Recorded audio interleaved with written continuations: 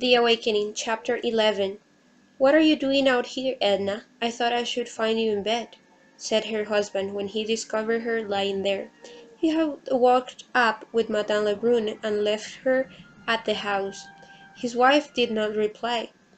"Are you asleep?" he asked, bending down close to look at her. "No." Her eyes gleamed bright and intense, with no sleepy shadows as they looked into his. "Do you know it is past 1 o'clock? Come on." And he mounted the steps and went into their room. "Edna!" called Mr. Pontellier from within, after a few moments had gone by. "Don't wait for me," she answered.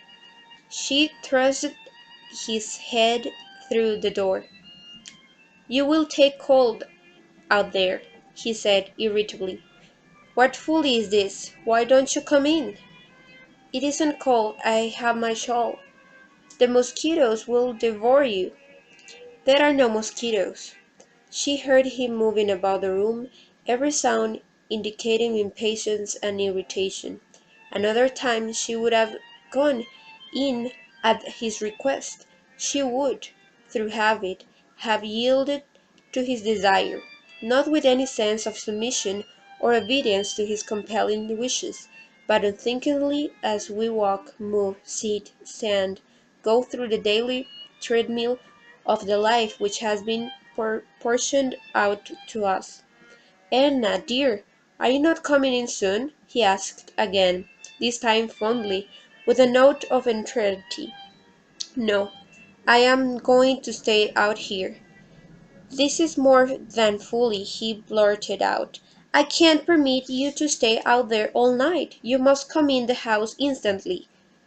With a writhing motion she settled herself more securely in the hammock. She perceived that her will had blazed up, stubborn and resistant. She could not at that moment have done other than deny it and resist it. She wondered if her husband had ever spoken to her like that before, and if she had submitted to his command. Of course she had. She remembered that she had. But she could not realize why or how she should have yielded feelings as she then did. "Leonce, go to bed," she said. "I mean to stay out here. I don't wish to go in. I don't intend to. Don't speak to me like that again. I shall not answer you." Mr. Pontellier had prepared for bed, but he slipped on an extra garment. He opened a bottle of wine, of which he kept a small and selected supply in a buffet of his own. He drank a glass of the wine and went out to the gallery and offered a glass to his wife. She did not wish any. He drew up the rocker, hoisted his slippered feet on the rail, and proceeded to smoke a cigar. He smoked 2 cigars. Then he went inside and drank another glass of wine. Mrs. Pontellier again declined to accept a glass when it was offered to her. Mr. Pontellier once more seated himself with elevated feet, and after a reasonable interval of time smoked some more cigars. Edna began to feel like one who awakens gradually out of a dream, a delicious, grotesque, impossible dream, to feel again the realities pressing into her soul. The physical need for sleep began to overtake her. The exuberance which had sustained and exalted her spirit left her helpless and yielding to the condition which crowded her in. The stillest hour of the night had come, the hour before dawn, when the world seems to hold its breath. The moon hung low and had turned from silver to copper in the sleeping sky.